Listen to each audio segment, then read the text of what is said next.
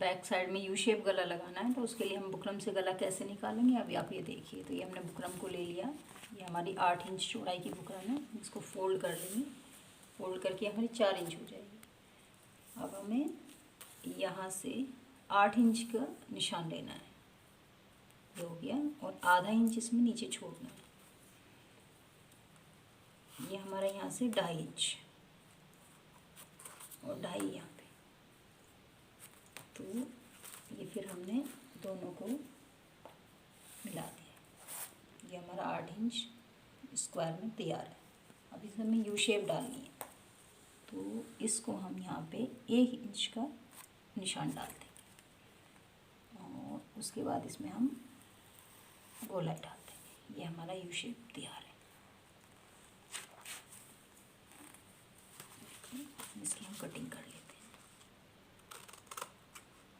यहाँ से।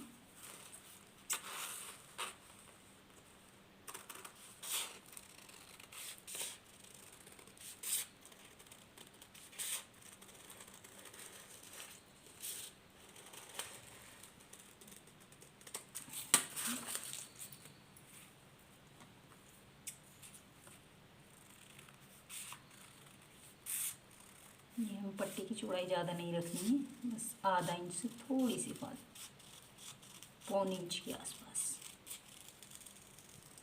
ये रहा, ये हमारा यू शेप गला बनकर तैयार है।